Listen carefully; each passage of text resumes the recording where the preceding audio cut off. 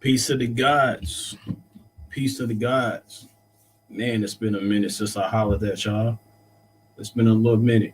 You know what I mean? So we're gonna wait a little second for people to pour in. I want you to go ahead and shout out where you from.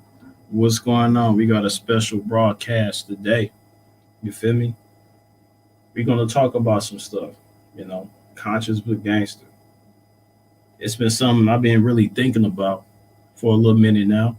You know what I'm saying? So one thing that I realized is it's a cold thing. It's a different thing that's going on in the streets and have been going on for a minute. We're going to talk about that. You know what I mean? We're going to talk about how conscious it really is or if it's not, I know some of my people actually feel some type of way for many different reasons when it comes to what's going on in the streets. But we're going to talk about that. You know what I mean? And I'm going to say this too. I've been having like a few elders coming on the platform, speaking their mind about different things and giving us some real gems and things like that. But a lot of our younger brothers got some gems too. You know what I'm saying? So there's things we're going to talk about. Peace to the guys, Y'all communicate with me. Let me know where y'all from. Things like that. It's been a minute since I really hollered at y'all. Did a broadcast like this. You feel me? So we're gonna get it in. Let me see. Like power. Okay, Vegan Kings in the building. Like power. Peace to the guys. Yeah. So I tell you what. While we wait, then I'm waiting on my brother to come in as well. We're just gonna chop it up. We're gonna get it in. So let me go ahead and let's do this. I'm gonna play this video, Revolutionary But Gangsta, by Dead Press. We gotta have this type of mentality, this street type of mentality. You know what I mean? So we could really move how we want to move. But I don't want to say too much. We're gonna talk about that. But I'm gonna play this video. Peace to guys. Let's get it in.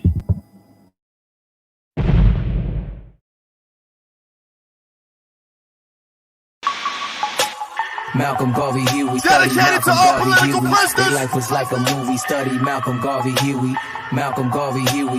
Malcolm Garvey Huey. Their life was like a movie. I die, I organize. Everything I do's revolutionize. I build what's good for the whole damn hood. Study G's like these, really think you should. I study Malcolm Garvey Huey.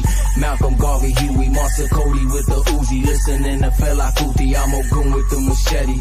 Especially if it's deadly. Got the Santos for the Hexy to protect me, so respect me. This is heavy, legendary, revolutionary. My wifey, she resurrect me when they thought they had me buried. Took me out the cemetery, now it's family over every. Cause it's all that's necessary to avoid the commissary. I'ma live for you five, so I stop getting high. If you know, then you recognize it's that black and brown pride. This the power of the mind, RBG, God divine. You can see through the lies if you could read between the lines. I live, I die, I organize. Everything I do revolutionize. I build what's good for the whole damn hood. Study G's like these, really think you should. Study Malcolm Garvey Huey. Malcolm Garvey Huey. Study Malcolm Garvey Huey. Malcolm Garvey Huey. Malcolm Garvey Huey, Bunchy, Bobby, Pac, and Tukey. Sitting by the door so you can say I'm acting spooky. Just like in the movie, son, you better pack your toolie. Niggas switch be acting fruity, you'll be cracking like they pookie. Rather smoke a doobie than be burning and eluding. Bang, bang, pig shooting, we should blame Rudy Julie. Yanny for the camera, shine a white and nose candy. Let you banging on the system, you a gangster wearing panties. RBG, my family from the Bronx to Miami. Police cannot stand me, Pacquiao like a Manny. Call me Little Bobby Hutton, cause I'm first to push the button. Rappers don't be saying nothing to the system, we say fuck them. This is for Nahanda, Mama C, Mama Akua. All the real OGs, I'm a soldier cause you told me study Malcolm Garvey Huey. Malcolm Garvey Huey. Malcolm Garvey Huey, I'm reporting in the duty. Sticky, icky, yours truly here for duty. Don Davino, M.A. Uno, you know how we drop the jury. This is real, not a movie, not Mickey, Donald, Goofy. I'm a soldier, I avoid a bitch nigga like the cooties. School face in a hoodie. Fresh pair of khakis, we could do this like we fam or go to war like the Apaches. For whatever, I stay ready, I learned that in Tallahassee. Babatunde used to school me as a juvie, skipping classes. Never let the system use me, my duty is my passage. Watch the homies in your army, they don't always show their badges. Keep your family me living healthy. Teach your children about their blackness. Teach your wifey how to use the ratchet. This shit is classic. Get your food, clothes, and shelter. Fuck your system, pimp it backwards. I ain't hating, I'm just saying if you wanna be a rapper, study Malcolm Garvey Huey. Malcolm Garvey Huey, study Malcolm Garvey Huey. Malcolm Garvey Huey, study Malcolm Garvey Huey. Malcolm Garvey Huey, study Malcolm Garvey Huey. Malcolm Garvey Huey. A technical approach is designed to get certain.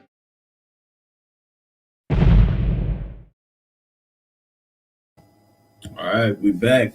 Peace to the guys. Peace to the guys. You know what I'm saying? So, like I said, we got a special broadcast today. You know what I mean? I tell you, I got my brother Bobby Black up in the building. You know what I'm saying? So before I bring him in, you know what I mean? I do want to actually just put this out there. You know, I'm gonna say free ozone. You know, free ozone. Alto Wallace. You know what I mean? Hold your head, brother. You know, we got you. You know what I'm saying? I'm also say free Spike. You know what I mean? Free my brother Spike. You know, he got caught up too. You know what I mean? So, you know, it's real out here. It's real. I feel like they also want to paint a narrative when it comes to our brothers and sisters. And we know they've been doing that. They've been doing that. This is nothing new. This is nothing new. You know what I mean? So I'm going to go ahead and bring my brother in. You know what I'm saying? Go by the name of Bobby Black. You know what I mean? So let me go ahead and put him on. What's up, God? Peace to the guys. Hello with your brother. Peace, peace, peace. How you doing, G? I'm all good, man. Yes, sir. I'm all blessed over here, man. You know what I mean? So I want to tell you, I've been peeping you for a little minute now. You know what I'm saying? Like on your Instagram and things like that. And I really be checking out what you be saying, some of the gems you be throwing and things like that. You know, so we definitely want to get into that. And one video I actually put up where you was actually, you know, breaking down some of the science when it comes to, you know, one of the gangs or whatnot, one of the organizations and things like that. So I do want you to expound on that, you know what I mean? But we're going to get it in. You know, we're just going to have a conversation. It's not really an interview. We're just going to chop it up, you know, just like we over the phone or something like that, you know what I mean? But I may reach out to the crowd if they have any questions or confused about anything. So we got all different type of ages up in the building, you know, that may not understand exactly what's going on out here, definitely in the streets and things like that. You know what I mean? So that's what it is. That's what it is. So first off, brother, you know, I want you to, you know, introduce yourself, properly introduce yourself, like your stance, what you're about, you know, and things like that. So, yes, sir. Peace, family. My name is Bobby Black. I'm gonna keep it real. This is my first ever, well, probably about my third interview now. So, still breaking the barrier, getting out that nervousness. But yeah, family, my name is Bobby Black. I consider myself a revolutionary. I'm from Columbia, South Carolina, by the way. Big 803. I consider myself more of a revolutionary than I would a world leader or a world changer. I consider myself a motivator. I consider myself a brother. What I won't consider myself just yet is a leader, because I'm still finding out those traits. I'm still gaining those qualities. So, right. So a student. You know what I mean? It sounds like you're a student. We living and learning. You know what I mean? And we always want to be a student, no matter if we a leader or not. You know what I mean? Yeah. And I feel like the people is going to deem certain people leaders. You know what I mean? It's not for an individual to say, hey, I'm a leader. I'm y'all leader. You know what I'm saying? It's the people that's going to decide that anyway. Right. And so, yeah, that's all love. So here's what I've been thinking about. You know, it's a lot of narratives that's been painted for different people in our community, different organizations, and different things that's been going on. And I'm gonna say exactly like some of the things is more it comes from some of the things that we do, like we don't know where it comes from. Like for example, like in the streets, because I want to talk about, you know, what goes on in the streets and kind of related to what happened in the past. So here's a first example. You know what I mean? So there's things that happen, you know, let's just say somebody transitioned, somebody passed, you know what I mean? And we got, you know, we put out a little liquor for our brothers and sisters to the curb and things like that. Now, some of us know, especially for the brothers and sisters that actually do research about, some of our ancestors from the past. They pour out libations, for the people that transition over. They may pour the libation, Want me to say this, man? yeah, they may pour the libation on, plants and different things like that, and then we call out their name.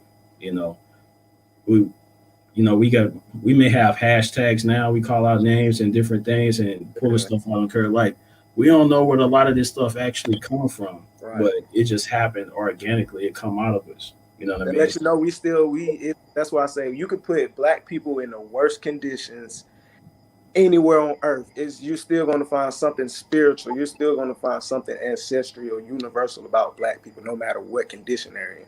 It's natural. Right. Indeed. It's just gonna come out of us. You know what I mean? We got certain things that's tied in with our DNA.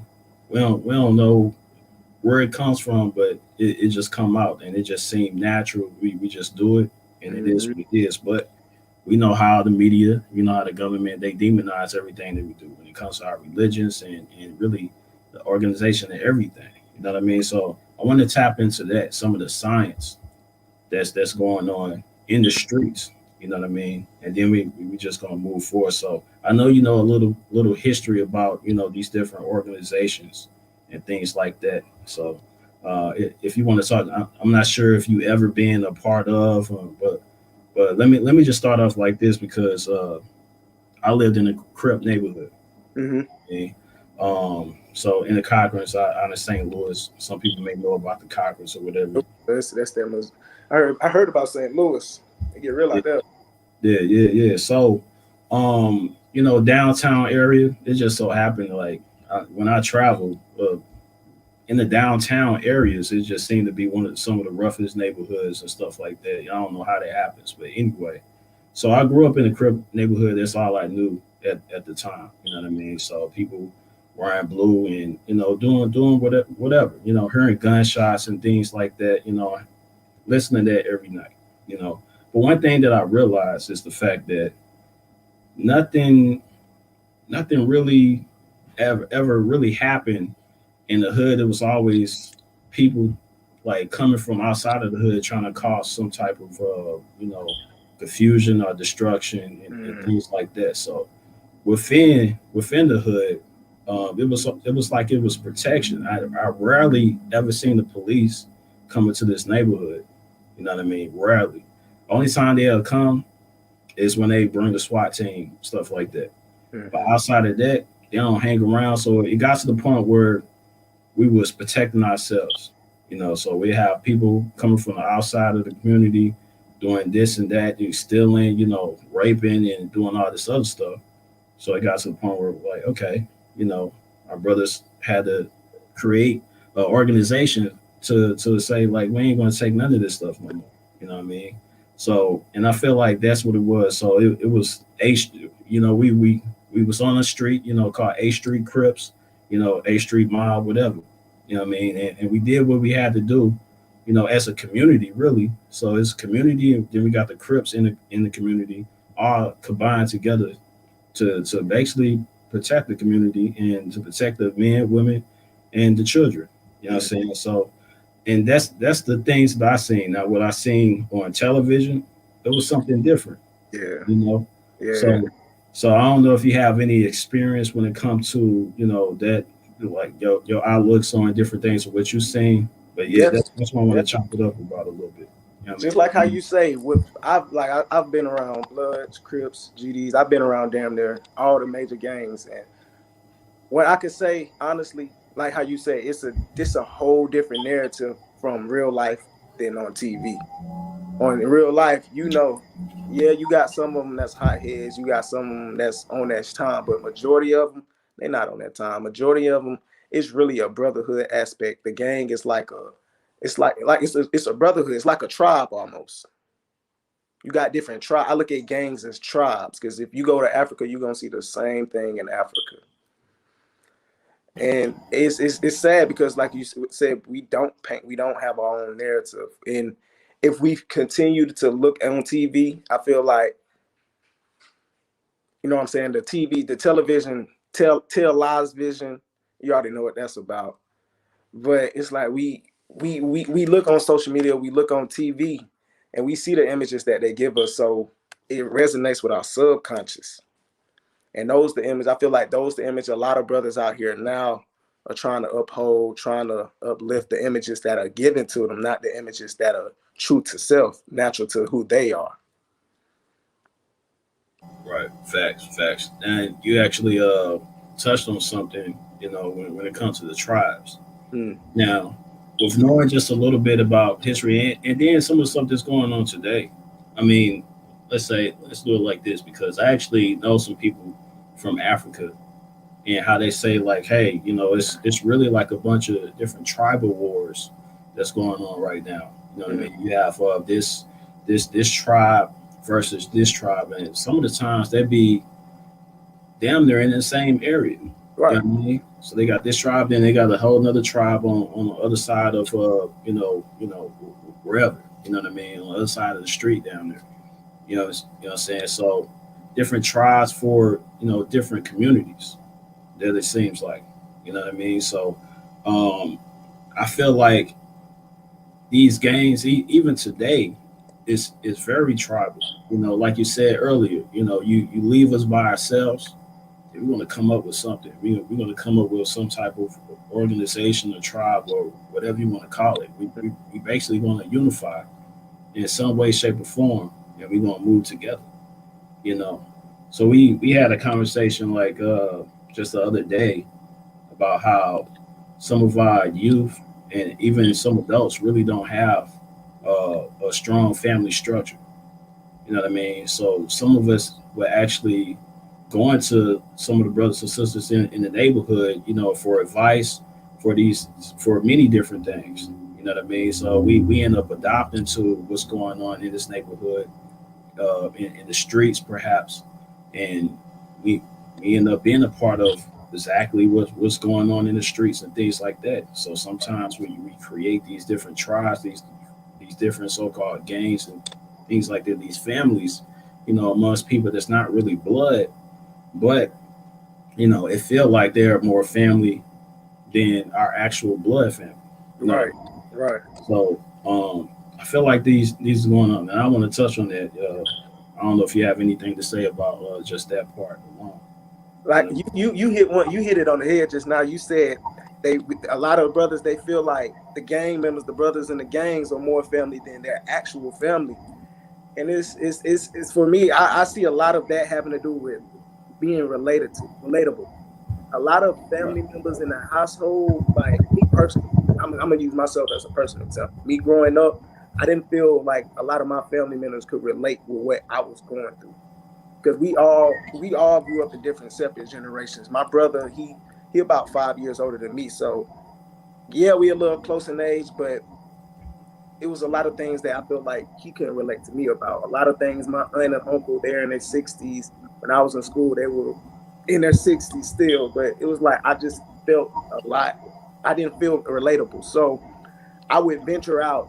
I never joined a gang, but I would venture out and dip and dab and hang with different cliques and hang with different groups just because I felt like they were relatable. I felt like, what I'm saying, we all like to smoke weed, we all like to drink, we all like to kick it. We all young. That's another thing. Yeah, straight up. So, and I'm the same way. I never joined a gang or anything like that, but I always hung around. Yeah. They seem to be more relatable, and then having fun playing sports with them, doing different things like that. You know what I mean? So it was definitely some unity that was going on in these communities. Now, it could be like 2 blocks down, they have a whole different gang. You know what I mean? Like 2 blocks down, it was the Bloods. You know what I mean? And over here, it was somebody else. You know what I mean? It was probably Crips, but different type of Crips. You know what I mean? So it was a lot of things that was going on, but it was more of unity in the neighborhood, and it was more like you know how we say it takes a village to raise a child.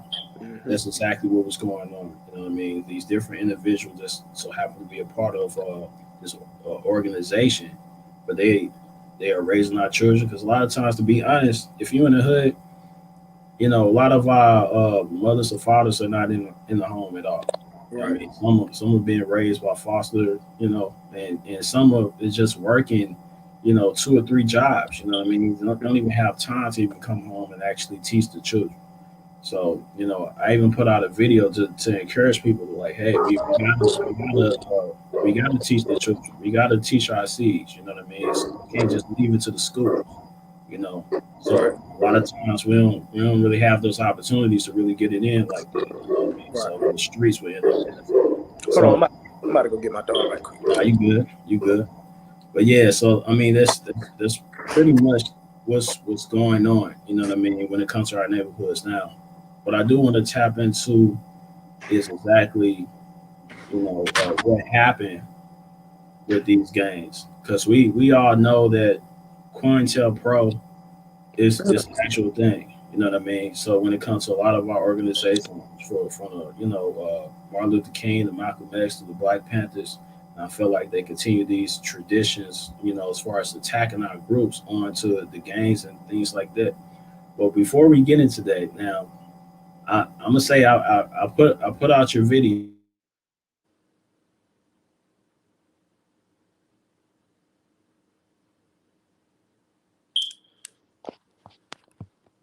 I think his connection dropped, family. Let's see.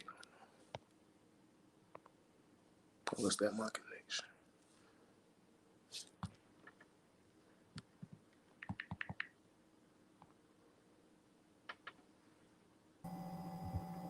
Man, my Wi-Fi be kicking out every time I do a live. It'd be perfect throughout the day. Hey, I was just about to ask you before you was getting to this next segment. Yeah. COINTELPRO. Do you think COINTELPRO, because we all know, like, I want to backtrack a little bit. Gangs weren't created to start violence. Gangs wasn't created to be terrorizing and to fuck up neighborhoods. Gangs were started for protection.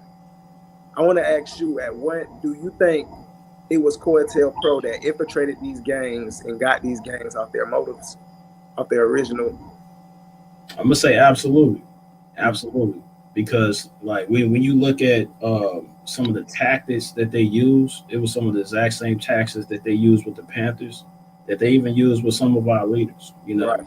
going all the way back to Marcus Garvey and stuff like that. Some of the exact same tactics. You know what I mean? So, you know, but yeah, I definitely want to tap into that because I got a whole I just want to go down that line in a second. You know what I mean? So just on that, you know, because we're talking about what happened, and then a lot of our people being confused about exactly what's going on, you know, when it comes to our organization. Like, for example, the Black Panthers, or even the new Black Panther Party, you know, they're deemed as a terrorist organization. Right. You understand? That's what they put out, and that's what actually a lot of our people believe when it comes to the Black Panthers. You know what I'm saying? They deem them as a terrorist organization, you know, so shooting down the police and, you know, taking down a government official. They even got on speculation on kidnapping and all sorts of stuff. You know what I mean? So you could talk to some of the people, they can be like, Black Panthers, oh, that's not a good organization at all. They're not Right. rooting for the people. You know what I mean? So, you know, so we're putting out your video, talking about some of the science. You could see in the comments, you know, some people would get religious when it comes to the 5 point, you know, the 6 point star.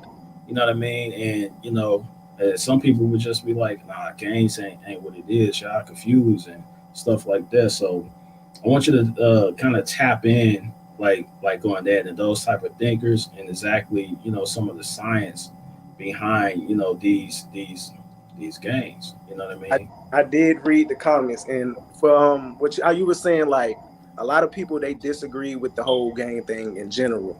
Right. We got, man, these gangs were, like I said before, these gangs wasn't never intended to start it to be where they are today. Right. The people that they give us that started these gangs didn't really start these gangs. It were woke conscious individuals, specifically woke conscious women that were with these men that helped start these gangs, that gave these gangs a lot of their philosophies, that gave these gangs a lot of their knowledge, that gave the gangs a lot of their rule books and principles. Yeah, straight up. So, you know, so what you what you said is about that 6 point start. You know Mhm. what I mean? What people deem as the Star of David, things like that. Now, I don't know if you know about more of the science behind these certain games, like looking at folklore. You know, we see the pitchfork, we see a lot of these. You know, the bunny rabbit. You know, we see a lot of different, in, if I could say, these Simple. these symbols, right? Mhm. These symbols, you know, and for really all the games, you know what I mean. So and it's looked in a way where it's demonized. I mean, I even seen 666 with some of them, you know what I mean. So and me personally, even I didn't even understand even back then, like when it comes to some of these games, I'm like, what is that? Like, what's up with these different symbols, you know, because even back then I had a Christian mind, I'm gonna say. Right. You know what I mean? So I'm looking at stuff in a whole different way. Like, and especially with the news, like some gotta be demonic about some of these.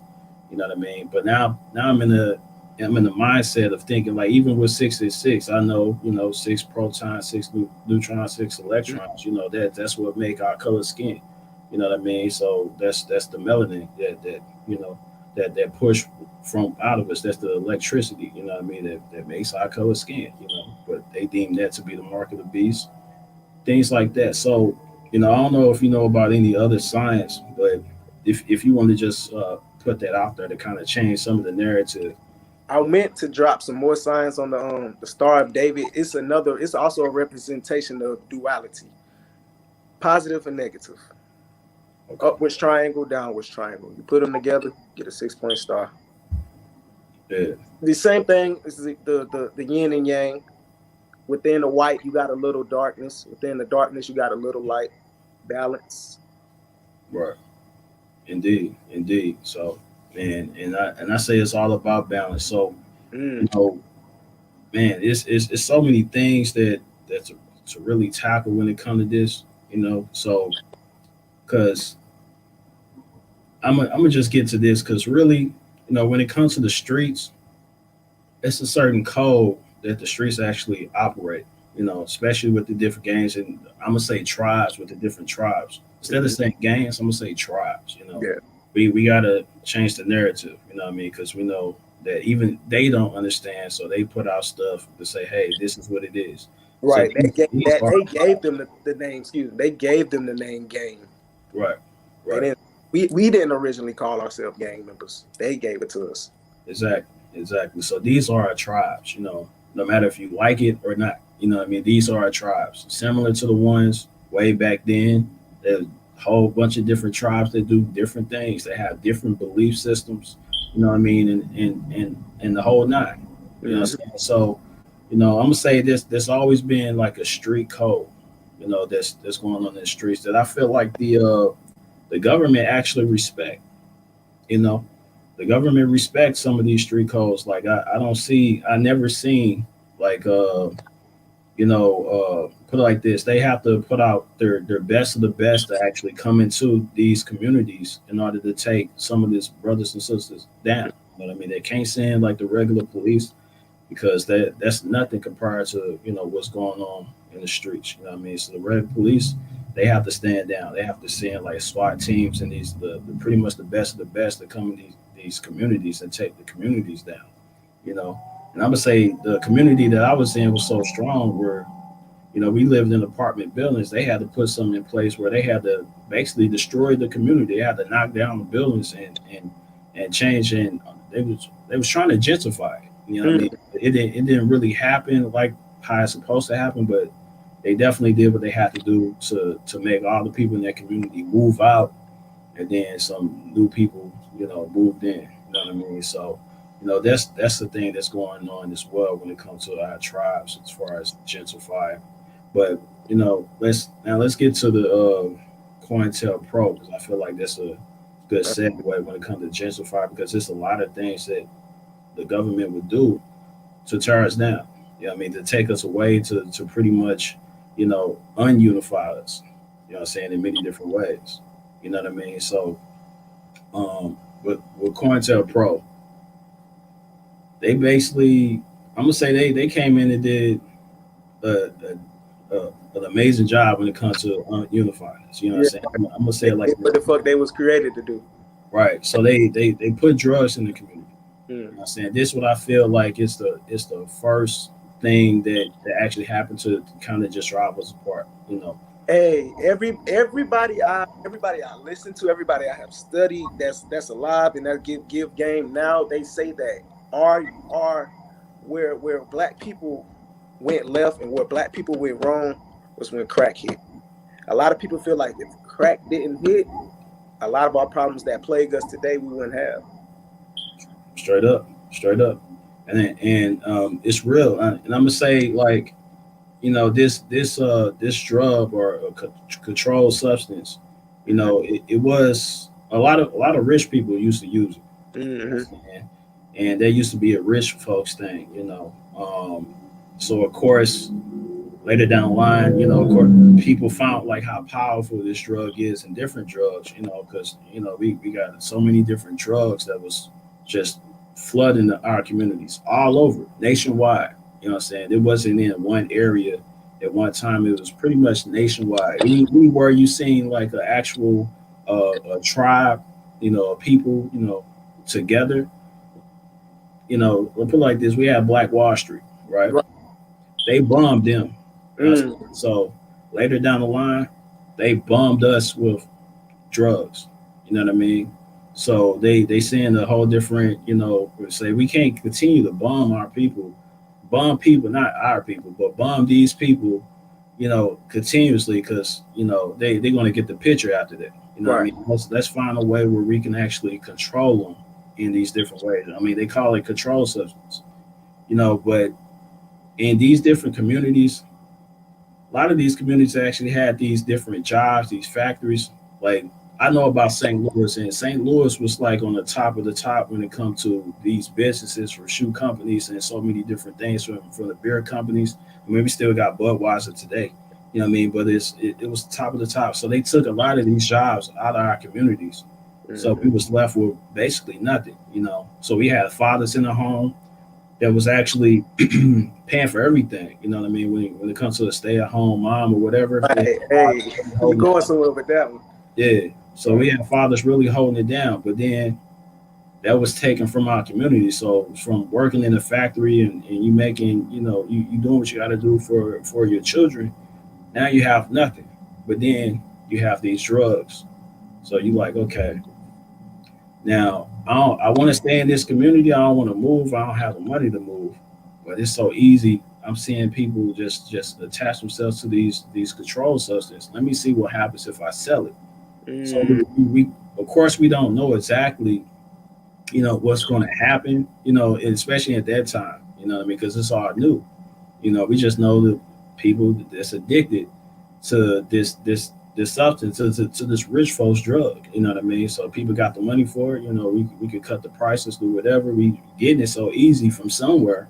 Mm-hmm. You know, and then you know, then all of a sudden guns came in. It was flooded with guns, and you know now we know the world of today in most of our communities. Now we know how it look. It actually looked like a war, like war actually happened in our communities. It looks like you know something in the third war, in the third world. You know what I mean? That you know how we can go out and see someone, see this community in Afghanistan, buildings all broken down. They got vacant buildings and so many different things. And we see the exact same things in our hoods, in our neighborhoods. You know what I Right. mean?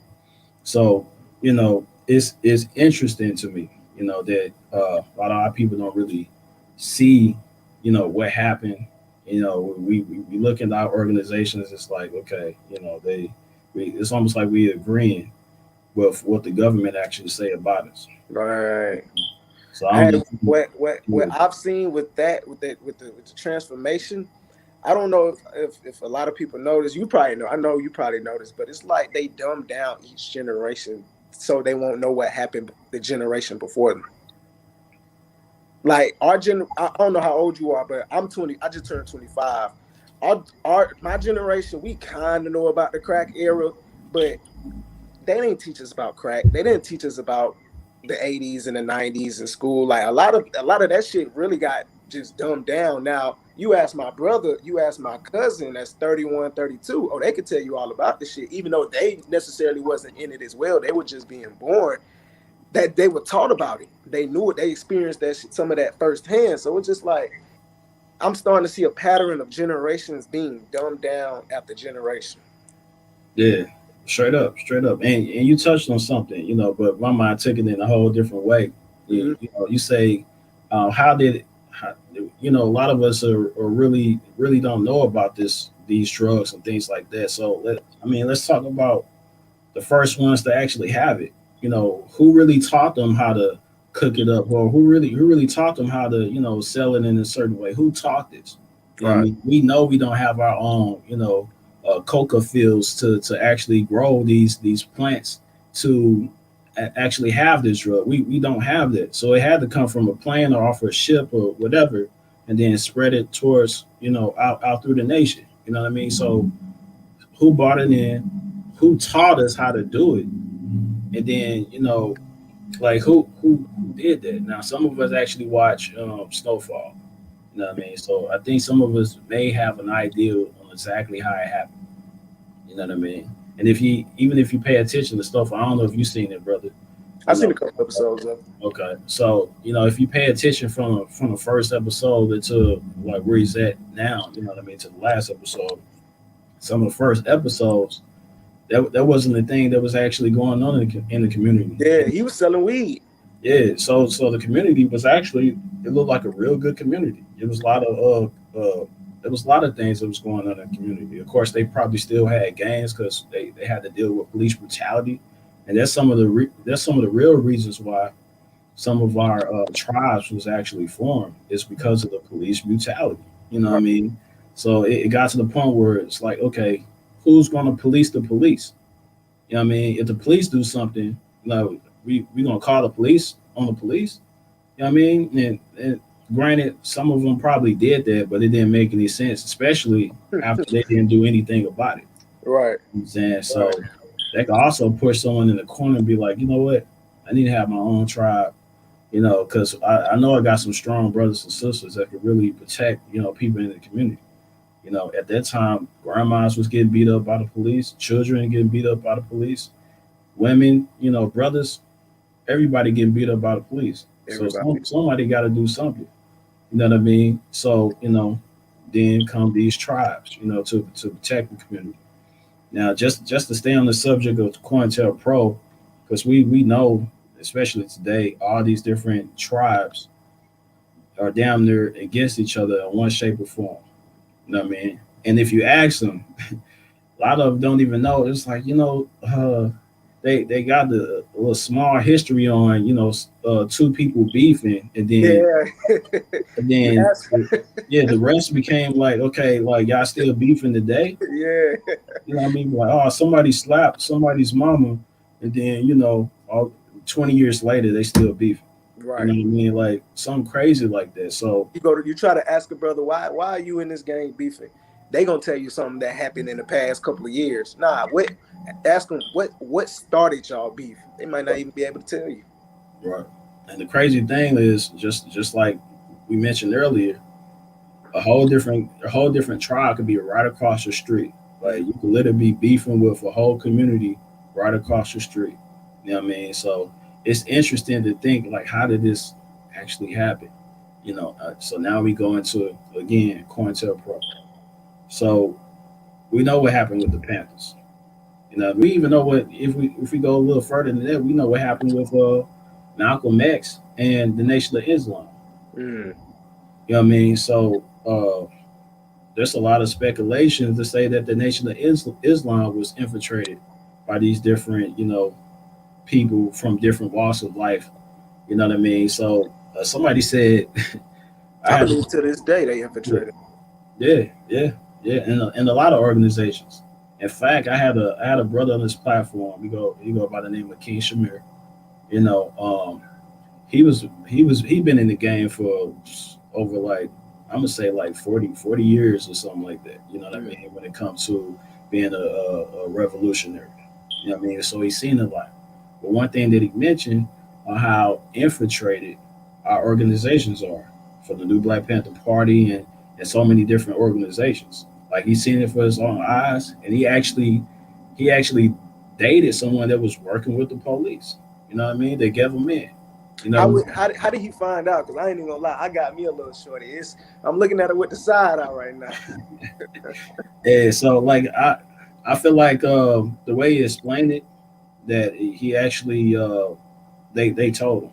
You know what I'm saying? They told him, and of course, you know, they fell off after that. You know what I mean? So she disappeared. You know what I mean? So yeah, they told him a lot. They actually told him like, hey, you know, we're not really tripping off of the organization that you're with, because damn near 60% of the organization work with us. And that was after he got kidnapped, you know, for whatever reason. You know what I'm saying? So when he said that, I was like, that's deep.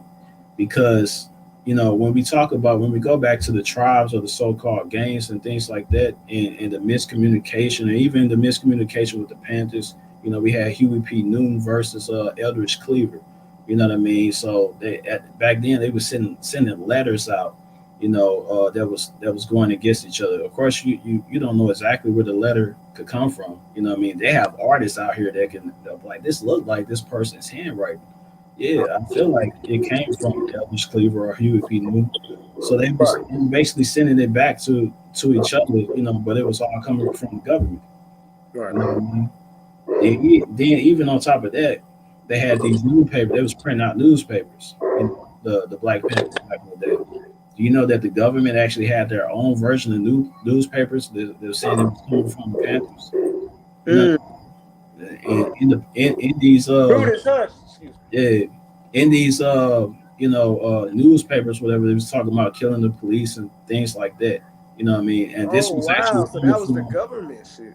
It was coming from the government. You know what I mean? Because you know the Panthers, they don't even operate like that. They don't put out like, if they want to kill the police and stuff. Like that's not even what you do. You don't talk about what you're going to do first. You know what I'm saying? And that's a part of the code as well. You know, street code. You don't talk about what you're going to do. If you're going to do something, you hush about it. You know what I mean? But of course, they operated the exact same thing back then. You know, so but they had all these different tactics to cause confusion in our communities. You know what I mean? So, and I feel like that's exactly what's going on even today. Even with our different so-called gangs, our tribes, you know, it's still confusion that's going on. You know, and I'm gonna say the exact same thing happened with even organizations like the BMF and so many other organizations. Yeah. So when they see us together, when the government see us together, you know, first off, you know, that's one thing. Like I don't like, and I'm a joke around, because even if we just, like, let's just say me and you hang out with like 4 or 5 other people when we go somewhere, and we just so happen to go somewhere where it's like white people around. You know, they all going to be looking at us like, hold on, what's going on here? Right. Black people are together. Like what they about to do? You know, so they already feel nervous, like naturally. You know, when we are together. You hit that shit on the head. That's a fucking fact. Yeah, so 5 of us, and they just gonna look at us like they gonna call the police. Like, and we can actually not even look like this. We can have like suits on and stuff like that. Right. You know what I mean? We could be very what they would say presentable, you know, to their eyes or whatever. They still gonna, you know, feel some type of way. We're like, hold on, it's like 6 of y'all all wearing suits. Let me call the police just in case. You know what I mean? They just have to get down, you know. So they already feel uncomfortable when it comes to seeing like us together. You know, so that's right off the bat. Then after that, we know when it comes to the government, when they see these type of things and they see 20, 100, or like not 20, 100, but 20 or 100 or, you know, 300 people, you know, they all stand for one cause, then I'm like, okay, something's going on. I don't want this to spread more. Hey, you, Tyrone, go ahead and check it out. You know, put on your gangster outfit. Yeah. What's going on in that community? You know. Yeah. So even King Shamir said, like, some of the people they be having like all the guns, they be having all of everything, some of these people are like definitely agents. You know what I mean? Like they have a lot of guns. They got ARs. They got this and that. You know what I mean? They got everything in line. You know, a lot of these people. You know, he said like a lot of these people are agents, like straight up, right out the bat. You know what I mean? Because like it seems too perfect. It's just like even dating a sister. You know what I mean? If it seems too perfect, some off. You know what I mean? Especially doing what you doing, I'm like, some. right. You know, so some got to give, but that's exactly what happened in these organizations. You know what I mean? So, but yeah, you know, that's pretty much what it is when it comes to this COINTELPRO. We even seen it in what's that movie that just came out? I forget the name. It's about Fred Hampton. You know what I mean? The Judas and the Messiah. Judas and the Black Messiah. Yeah, right. So I don't know if you peep game, but if he was talking to some of these tribes in the community of Chicago, and he was basically trying to unify. You know what I'm saying? Unify all these different tribes. You know, when it comes to the Latinos, when it comes to, you know, even of course they have this green beret type thing, but a lot of people know exactly who that was. You know what I mean? So you gotta say different names when it comes to these movies, but you know, these were different tribes, these were different so-called gangs that he was talking to. You know, and even in that movie, they put out something like, yo, brother, you know, I'm hearing that you said something about me. Is that true? You know, then they say, come on, you know that was by the police. We don't even talk like that. Right. You know what I mean? So even right there, you know, they gave you a gem on exactly the tactics that they do. You know what I mean? So, you know, I don't know if you want to kind of expound on, you know, that. I had a question I wanted to ask you because I was just watching an interview earlier, and it was I forgot who it was, but he was a revolutionary. He was speaking. He was saying you see a lot of people that really care about the people that really, you know what I'm saying, want to see change and want to see growth in the Black community. You see them in today's day and age. You see them working by themselves just out of fear of COINTELPRO. And I thought about it, and I was like, makes sense. Makes a hell of a lot of sense. Motherfucker, I'd rather not work with nobody than have to deal with that COINTELPRO. But yeah. Do you see that hindering our growth and progression? Not wanting to work with others because of COINTELPRO? I'm gonna say it like this because I think if we not in unify with a lot of our people, then we not really seeing this a huge threat. You know what I'm saying? So like I'm gonna use this for example, because shout out to my brother Spike, but he was dolo going out there in Florida. He was dolo solo. That's the type of guy that's how he operate. You know, but if you solo, you're an easy target. You know what I'm saying? And that's just how it is. If you solo, you roll solo, you're an easy target. You know, anybody can just roll up on you and do whatever and say whatever happened. You know what I mean?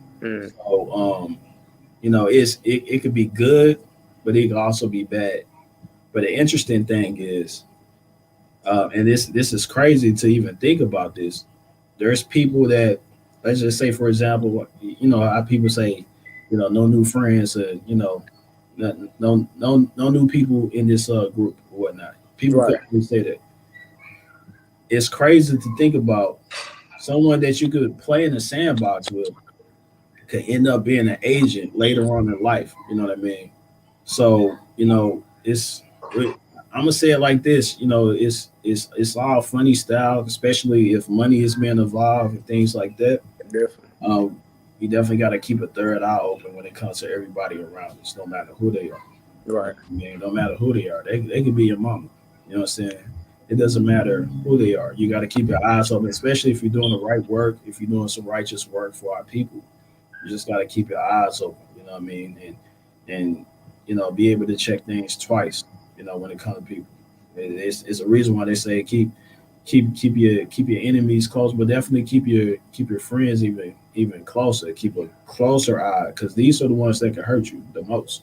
Definitely. Family, you know, close friends, all of that hurt you the most because they know so much about you. You know what I mean? So, like I say, it could be a good thing, it could be a bad thing. bad thing is, you're an easy target. You know Right. what I'm saying? So the good thing is you could meet a lot of these people. You can have a lot of these people part of your organization. You could be a little more safer, and you could be able to kind of egg out or keep a close eye on everybody in some type of way. You know what I mean? So especially if you have a big enough organization, so I can have somebody by my side. It was like, I know you're my best friend, but keep an eye out. You know what I'm Yeah. saying? And then I can have somebody that's watching my best friend, watching the person, that's watching me. Hey, I ain't even gonna lie, it's gonna be rather easy for me because growing up in the hood and black people, as black young men, you fall out with your friends, you fall out with your homies. So, and a lot, I want to veer kind of to the left. You fall out, we fall out with our friends, we fall out with our homies, our niggas, and we hold on to that trauma. And we, as men, black men, we think, oh, we fell out with a homie, that ain't shit. But we don't know. Our fallouts with our friends, our fallouts with our homies is just traumatizing as falling out with a woman. Yeah. So Yeah. So back to get veer back on track, excuse me. Yeah. I done fell out with plenty of homies in the past. So I like this move dolo just so I know I don't really know other people's intentions. So I don't really want to attach myself with them. So I know for me that would probably be relatively easy. Yeah. I mean, for me too. You know what I'm saying? So Yeah. I'm gonna keep it honest. I'll be cutting people off so fast, no matter who. Yeah. You know what I mean? So like, yeah. I mean, I feel like you got to. You know what I'm saying? Definitely. You got to, especially in these times. You know what I mean? Because we really in a time of war. You know what I mean? No matter people believe it or not, we're in a time of war. And it's so frustrating when a lot of people don't understand that. It's like, bro, we are at war and we losing this shit like a motherfucker right now. Facts. For over 400 years. You know what I mean? So, and the crazy thing to think about is the same tactics it's been used over and over. They ain't even switch up the tactics At all. You know what I'm saying? So, like, at some point, we gotta just like wrap our mind around exactly what's going on. I feel like if we know we at war, then we know what time it is. That's first thing. You know, then we could be we should start to be tactical as far as like what we do, how our mindset actually operate. Right. You can start to look at people with another. That's how I first became woke conscious, learning that we was finding out that we was at war, finding out who our true enemy was, finding out that the white man is basically the devil and stuff like that. That's what I found came into consciousness and wokeness and being a revolutionary. Finding out we was at war, finding out who our true and open enemy was. Right. And I'm about to prove that, when it comes to our government, they really don't like us being together. Mm-hmm. You know what I mean? Because I'm going to talk about religion. You know what I mean? It's damn near over, I forgot the exact number when it comes to Christians, the different type of Christians that's out there. Let's just say it's over like 600. You know what I mean? It's over like 600 different organizations that believe in the exact same Bible, but they believe something a little bit different. You know what I mean? So, like we can't even unify on the Bible. They're supposed to have the exact same message, right? Consistently.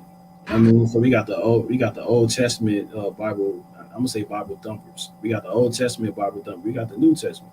We got people that just believe in certain parts of the Bible.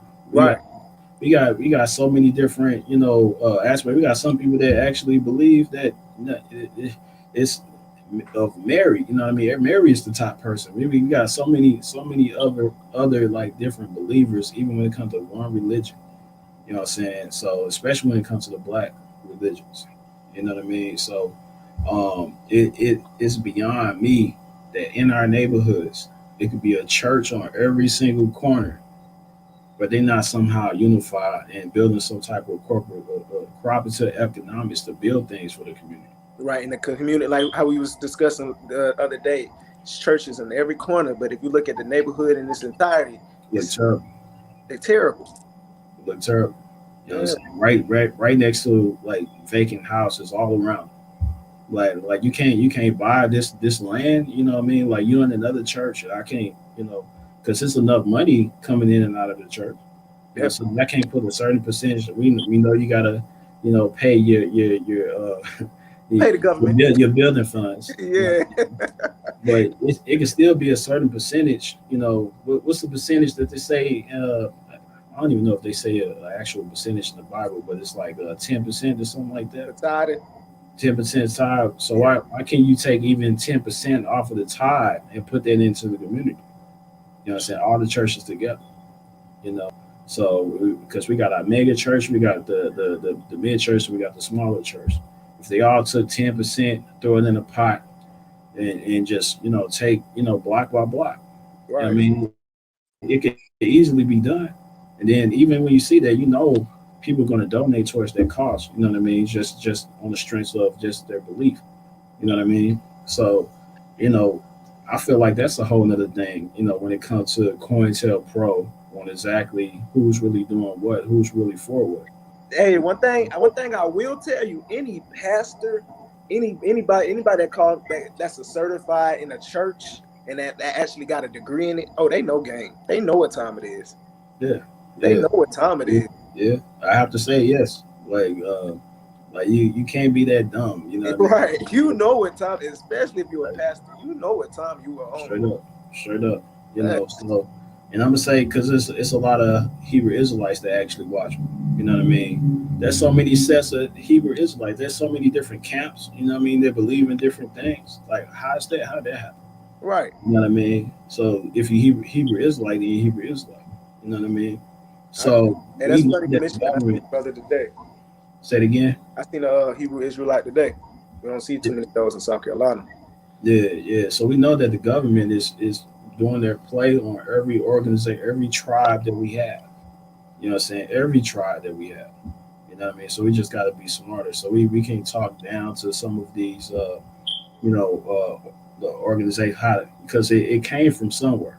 You know what I mean? Like the Crips, the Bloods, you know what I mean? So if you look up the history, they even say that it was like, for the community, just protect themselves from the community. In fact, I want to play this video, if you don't mind, brother. Mm-hmm. Oh, you good? Yeah, so it's a brother that just passed, you know what I mean, not too long ago, I think like last month, Monster Cody, you know what I mean?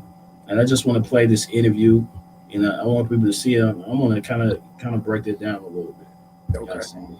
So let me go ahead and share this. Yeah, so if people don't know, Monster Cody, he was a part of the streets for a long time. One of the founding members, of some of what's going on in the community. Wasn't he with the gangster, the gangsters? He was with that was beefing with the Roller 60s, ain't it? Yeah, something like that. Yeah, something like that. You know what I mean? So let me see. All right, we can see that. All right. Our next guest kept it real when he wrote one of the most shocking portraits of gang life in South Central. The author of the autobiography of an LA gang member. Please welcome Monster Cody. The first obvious question is, where did Monster come from? The name? Yeah. Because America produced me, but the name came from a beating that I had given a guy. He had robbed him. Okay. And the dude hit me in the face, and then we chased him and beat him and stomped him and disfigured him. And the pigs, police, were saying that whoever had did this to this cat was a monster. And it looked on the people's faces when I came back to the hood that night.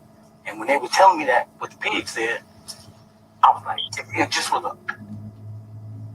almost like that was supposed to be me. That the way they looked and the way they looked at me, it was just power. I felt it. And I just took that name. And so that's where that name came from. I wanted to comment on something that LC said a minute ago about the choices and the consequences. A lot of times, our community as a whole is sick. The community as a whole is sick. And so the sick society produces abnormalities. And street organizations, gangs, are those abnormalities. And so when we go out and shoot another brother or sister or an innocent, it's the hate we got in us for self that makes him a nigga, makes her a bitch. It's that internal hate. So something is wrong with the community. That there's an analogy that the Dead Prez use on their new CD. about the wolf and the blade. It's an old story about how natives would put a blade into the ice, and the wolf would come and he would lick the blade, right? They would put blood on the blade, and he would lick the blade. He would cut his tongue and continue to lick the blade until he bled to death. But he thought he was eating something, but he was licking the blood. Do you blame the wolf for trying to eat? Or do you blame the person that put the knife in the ice? We don't produce. And that's what I'm Welcome back. Now, we introduced him to you guys as Monster, but actually his real name is Sanika, right? I have a question because when I read your book, you talk about your initiation into a gang, and it really disturbed me. You got to tell people how old were you and what you had to do. I was recruited into my neighborhood at age 11. But you got to understand that the way you're saying it, the way it sounds, is not the way it is. Okay, well, and that's a different reality. What I'm saying is, when you're growing up on the block, and you play Little League and Pop Warner with these cats, you ride dirt bikes with them, skate with them, Street Kings, skateboards, that becomes your unit, your circle of reality, your friends. Okay. So, like Dub C said, any affront, any attack upon that unit is an attack upon you. So, whether you know you have that violent tendency in you or not, you're going to react with emotion to one of your friends being assaulted, disrespected, shot, whatever. So that rage comes out. So my point is, when my unit grew up, they went to the hood, which was in my neighborhood, my set, right? And because this was my social unit, I followed my crew. And then, so I got recruited. And then what did you have to do? There's a series of things you have to do. It depends on what neighborhood you're from. Every neighborhood is not a military neighborhood. My neighborhood is the military hood. My neighborhood is not a picnic hood. My neighborhood is a Drenson hood, we in a wall banging hood. My neighborhood is the military hood. What did you have to do? Basically, what I did was I went to the people who were recruiting, and I asked them, could I get on? And after a series of investigations about who you were, who your family was, where you lived at, how were you as a youngster, then they accepted me. And you asked I was courted on physically first. Okay. Courted on. Getting beat up? Well, in my case, yeah, okay. But you have to try to fight back, because that's a test you have to go through to see if you can handle yourself physically. You know, and so sometimes it's 3 or 4 guys on one dude, or 3 or 4 women on one girl. Did you have to kill like 4 women? I don't know if no one died or not. I know I had to put in work. Okay. But you're still in the military. So military means you had weapons. You got to understand that street organizations are military units, period. Let me ask you, what always amazed me is how youth can kill other youth. And do you think it's attributed to the fact that when you're young like that, you really sometimes don't understand and appreciate the value of life? Yes, but too, you're right. But this particular country and this culture puts so little value on our lives that we begin to value our lives. And so it's nothing for me to kill you, because I don't care about me. So I don't care about you. The Crips and the Bloods. There has to be peace between the Crips. What is that all about? It's basically just as it was. The Damus have to sell their differences with themselves. Blood. That's why he got blood. Okay. And they got to sell their issues. We have to settle ours, right? Because the Crip nation, and I say that, I mean that in a sense, because it's structured like that, has internal strife, internal problems.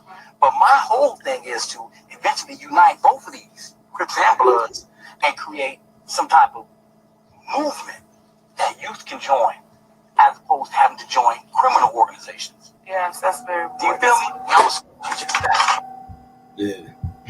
Yeah. So that's Monster Cult. You know what I mean? And he one of those. I'm gonna say, one of the founder members of back in the day. You know what I mean? Hold on. All right, there we go. But yeah, I wanted to play that so we can actually hear it from one of their own mouths, from the brother, one of our ancestors now. Hey, brother broke down the psychology of it. Straight up. You know what I mean? So, we got to think about, exactly what's going on in the communities.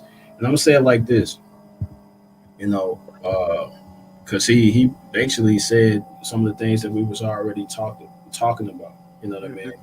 So in many different aspects, like you said, breaking down the psychology of exactly what's going on in some of our minds when it comes to self hate and so many other things. You know what I mean? So they already putting out this propaganda and everything about like who we are, as a people. From painting us to animals, and now we got this word called savage. You know what I mean? That does come, to our minds. You know what I mean? To make it easy, like you said, to kill someone that looks just like you. You know what I mean? We got brothers and sisters that actually do these broadcasts that's similar to this, but all they do is just talk down to other black people. Right. You know what I'm saying? So I feel like that's even self hate as well. Right. So but yet, they get monetized for stuff like that. But yet when you have a positive platform, there's no marketing dollars behind it. Right. And it's getting flagged and reported and come on. All of that. So but they said, because I actually want to talk about like the importance of being conscious but being gangster at the same time. You know what I mean? And let me just change the narrative when it comes to gangster. I like that. Because like gangster just means like having a warrior spirit. You know what I mean? For your people. You know what I mean? So if you're willing to protect, and provide for your people, mother, women, and children, things like that, then that's gangster. Right. Facts. So that's gangster to me. Like you hit it right on the head. A lot of like you said, we just have to change a lot of the narrative to our term. That's what's gangster. You ask somebody they're a gangster, you walk into a street nigga on any street nigga today, you ask me gangster, you gonna be like, yeah, I'm gangster. You gonna be like, how you gangster? Oh, I done did this, that, and the third. I'm talking about violence wise. Yeah. You're not gangster, bro. You just you a nigga. you what the white man created. You're a coon. You know what I'm saying? Because that's what that is. You know what I mean? So it's the coons that tear down the community, tear down black communities. So you could do all this so-called gangster stuff, or some of the stuff they even say on records. You know what I mean? But that's literally the coon shit. You know what I mean? Like you said, you doing exactly what they want you to do. Right. So even when it comes to some of this music, you know what I mean, I could literally see or hear members of the KKK or racist people singing it word from word. You know what I mean? Because like I could literally see this. You know what I mean? I could hear it, and I seen it happen. You know what I mean? So for you to actually basically you doing their job for them, right? You know what I mean? So you go out and you shooting up a club. You know what I'm saying? Because they some of them laugh and joke about that. You know what I mean? Like, yeah, I just shot that whole club up. Like, fuck it. You know what I mean? Like, that's some cool shit. That's what it is. You know what I mean? You doing their job, you be able to do a white supremacist job for them. You for free? Come on now. Hey, even for money. Right. You know what I mean? You coon it. You're a coon. I mean, that's just what it is. It's no hiding behind it. You know what I mean? I would come back and say a lot of the behaviors in today's with a lot of that gangster shit that you see today, a lot of it is really learned behavior. That's what they learned and seen growing up 24/7. So that's all they know. So I ain't gonna lie, I do have some type of empathy with a lot of this shit that's going on. I ain't gonna say I got empathy. I got a lot of understanding for a lot of this fucked up shit that's going on in my community. Yeah. Because a lot of niggas, they don't know. A lot of niggas don't. That's all they know. I remember when I was at one point in time just on that stupid ass ignorant shit, because that was all I knew. I seen the power that it held as well, and that's another point I want to hit on. Black men, black people, period. We its power is something that's natural to us. That's something that we naturally want to have. And if these crackers, can I say crackers on the platform? Oh yeah, man, yeah. If these crackers, goddamn, if they're the ones that's controlling the narrative and putting out these images, it's just gonna make us hate ourselves. That's what we're gonna learn growing up. And it's just so happened that these crackers, they put out these narratives and these images as power to black people. They put these rappers and even the athletes it's more different. I feel like it's more different lanes than we got to go through that in trying to run up and down the motherfucking court. But even a lot of the images that they put and hold over black people, they hold it over us as power. And black people, we naturally want power. So you see power. You can see the power in that. A lot of that gangster thug shit. They got the money, the women, the cars, the clothes. They got a lot of the shit that black people like naturally. So, like I said, I got a lot of understanding, but it still don't give no fuck. It still don't give a fuck. Yeah. Like I'm gonna say it like this though, because we only do what we are allowed to do. You know what I'm saying? So, because nobody talk about, I'm about to do this gangster shit today, but it's in a white neighborhood. Yeah. You know what I mean? So we are allowed to, I'm gonna be honest, we are allowed to kill each other. You know what I'm saying? Nothing. You know what I mean? They let that happen. You know what I'm saying? And they change the narrative how they want to change it. But let you do that in a whole neighborhood of people that don't look like you and see what happens. You're gonna be on fucking CNN. National news. Everywhere. The top terrorists, you know what I mean? They did it for Miss Shakur. She's still on the FBI wanted list, Asada Shakur. You know what I mean? They still want her to this day. You know what I'm saying? So, but it happened with the brother Ozone. You know what I'm saying? So, and this all alleged. You know what I mean? They said he allegedly. They didn't say they said that's what he did, but it's all alleged because we haven't went to court. He haven't went to court yet, and we don't know of any other evidence or other footage. You know what I mean? So, but even he was deemed this, on the wanted list, FBI wanted list. Like we need to catch him.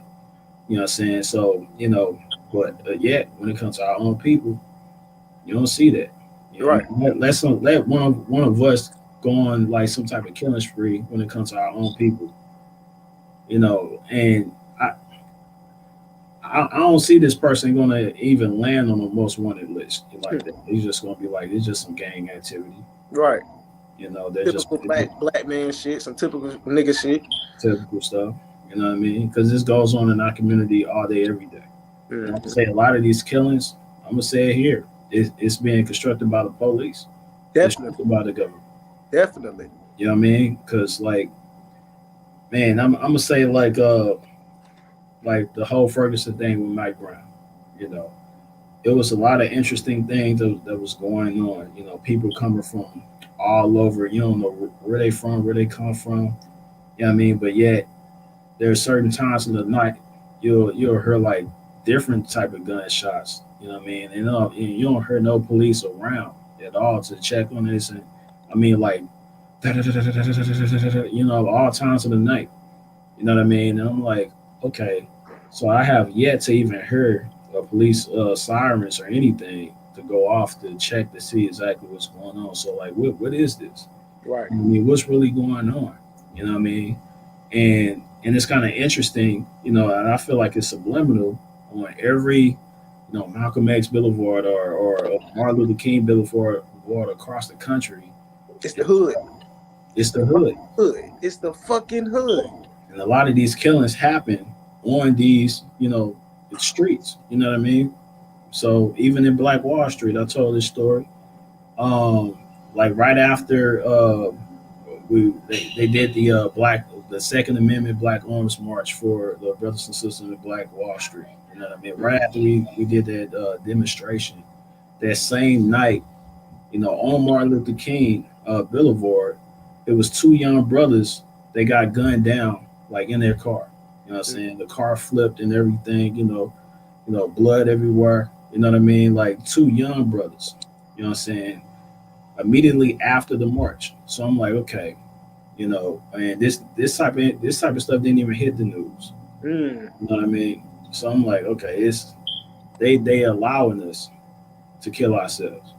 They're allowing this. So we only do what's allowed. You know what I mean? Right. So you can't say that you're doing something gangster if you don't have that same energy for this other people that disrespect you too. Right. You know what I mean? So you got cops disrespecting you all the time, but all of a sudden you're not gangster anymore. It's yes sir, no sir. Right. You know what I mean? You're bowing down. Right. You know what I mean? So, it's very interesting. So being conscious and being conscious and revolutionary at the same time. I feel like a conscious and gangster at the same time. I feel like that's needed. I feel like that's needed. A lot of us kind of, hop into this religious bag or hop into whatever bag, and we forget about full protection when it comes to our children and mothers and so on and so forth. What I mean? We for some reason we don't do what we have to do when it comes to our own people. I'm saying what I mean by doing what we have to do. I mean doing what we have to do, right? Any means necessary. Right. You know what I'm saying? So, like, I'm gonna say when it comes to Cointel, bro, they really paint the picture on what they want you to be like, what they want you to think. I'm glad you hop back onto that with the Cointel Pro and consciousness, because I remember when consciousness. Well, I ain't gonna say I remember, but studying, going back and looking at consciousness how it was in the back in the day. All that Black Panther, a lot of that revolutionary shit was conscious gangster shit. It was street stuff, yeah. Straight conscious gangster shit, and it got me thinking. Did COINTELPRO Pro infiltrate this conscious shit too? Because if you look at a lot of the men, they just want to burn sage, wear crystals, do a lot of the church, a lot of the ritual things, but without actually doing the work that's behind it. So I'm like, well, damn, did COINTELPRO Pro get to them as well? Facts. I'm gonna tell you, even back then it was like that, because Huey P. Newton even said it. Now, for people that don't know, Huey P. Newton was in the streets. You know what I mean? That's just how he lived. You know what I mean? He was known for like breaking people's jaws like in the streets. He was a fighter. Yeah, I mean, he was just one of those people. So the streets knew him before he even became a revolutionary. You know what I mean? So he was respected. You know what I mean? But he was also bringing that same noise to news reporters and the police themselves. You know what I mean? So but when it comes to Huey P. Newton and the Black Panthers, they had two sets of Black Panthers at some point. Some of us know about the story. So the Huey P. Newton set of Black Panthers, met up with this other set of Panthers that was, like you said, burning sage, that was running dashikis. I mean, some of the blackest of the Black people you could ever see, in your life when it comes to like African spirituality. But when it comes to actually doing work, it wasn't on it. So some of these brothers, they linked up with these Panthers, with these so-called Panthers, to protect Betty Shabazz. You know what I'm saying? So what they noticed is, it was like, okay, these other planters, they got guns, but they don't even have any ammo in it. Like, so what is this? They're not really protecting their soul. They clashed and got into it and told them to change their name. And we know this organization today, they changed their name to us, but this organization was under I forgot the brother's name, but he created Kwanzaa. You know what I'm saying? And some of those same people was deemed as FBI agents as well. You know what I mean? It's another set of Panthers. So like I say, these are individuals that had on dashikis, that burning sage. I say this, I say that, but they are a part of the problem. Right. You know what I'm saying? Because they're not really about their work. Are they here to actually give people the knowledge, or are they here to keep people asleep? Keep people asleep. But that's what it seemed like, because like when it comes to some of these religions or spiritualities, you know what I mean, it's more like a fantasy. You know what I mean? Talking about what happened back in the day, what I answer, you're kings and queens, you're a king and queen, you know what I mean? But at the end of the day, what did that really mean? Right. Especially when you're in the time of slavery. You know what I'm saying? So like, we should be talking about how can we get back to that seed of being a king and queen. Right. I mean, let's talk about that versus talking about what happened in the past and all that fantasy stuff that we can imagine. Like, yeah, I can see that. That's something I feel like that's something we can do as escapism. Like, rather than talk about the city girls, Jordans and shit, that's something we talk about when it's time to escape. But when it's time to do the work, it's just time to do the work. That's facts. That's facts. You know what I mean? So, I feel like we got to get back to being conscious and being, street at the same time, or gangster at the same time, because there's always going to be a certain code of the streets that's never going to change. Like we think about the code. The code is just it's real simple. It's just knowing your rights from your wrongs. You know what I mean? The code never changes. You know what I mean? It's always the same. You know what I mean? It's when you do something right, then and you stay on that and it doesn't waver. You know what I mean? Like it just you're on code. You know what I mean? You're doing something that you're supposed to do. You know, so I think even like you said with consciousness, you know, like even when it comes to common sense, because consciousness is really supposed to be like a normal common sense that we tapping in. Universal. What's true to ourselves, but we know today common sense is not even that common anymore. Oh, hey, I was just watching an interview with KRS-One. KRS, excuse, I can't never say this man's name right. KRS-One. He said, Black people, we never lost, you know what I'm saying, our ways. We never lost who we was as people. What we lost, we never lost our land. What we lost was our fucking minds. Fire. Straight we up. Lost our minds, and when we lost our minds, shit, damn near everything else gonna follow. Straight up. Man. Yeah. Powerful. Like straight up. When you think about it like that, you know what I mean? Whenever we can get back to, you know, who we truly are, get back to our natural mental, where we're supposed to be, get outside of this, you know, matrix shit that they push in front of us, you know what I mean? The propagandas and things that they want you to think about yourself. You know what I'm saying? After we get outside of that, then we can be able to really get our mind right. So we can be able to have our land back and have these different things that we're supposed to have as living human beings, you know what I mean? Right. So it's like they strategically turned us into, you know, like these, I don't even want to say I call them robots. I call these robots. Right, exactly. Because I don't even want to say animals anymore, because animals, they live by a code too. Right. You know what I'm saying? So they live by nature. Like, yeah, they live by nature. You know what I'm saying? So, you know, when you call someone an animal, that's actually like a compliment, really. You know what I mean? Because they live by nature, they live by a code. But robots are controlled. They could be turned on, turned off. You know what I mean? You could program it to thinking, you know, certain ways. You know what I mean? So, which I feel like a lot of Caucasians are robots. It's just they don't got no soul or nothing. You know what I mean? Like easily controlled. You know, you could tell them anything. They'd be like, "Yeah, that's exactly," because they don't understand. They don't have the spirituality to really kind of decipher exactly what's going on. But yeah, Dr. Blair broke it down. I think it's like 4.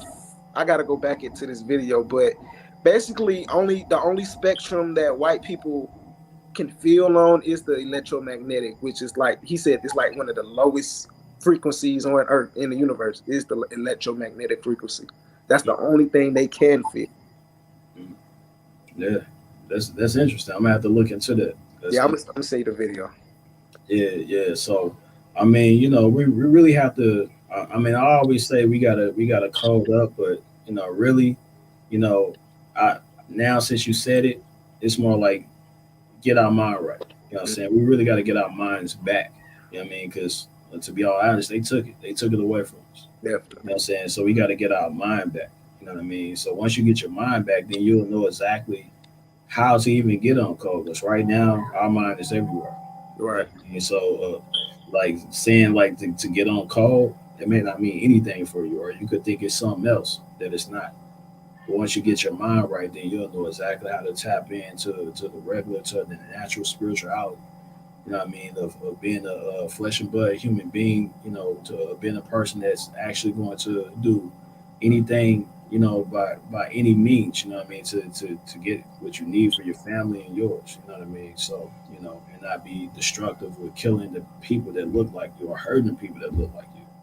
You know what I'm saying? Like what Monster said in that interview, it all stems from the hatred of self. If I kind of look at, I used to go through what I was going through, I used to be depressed for damn near 10 plus years after my mother died. And as I was coming out of that depression, when I get on social media, I would study social media. A lot of people got on social media just to like videos, but I would study the things that people would react to.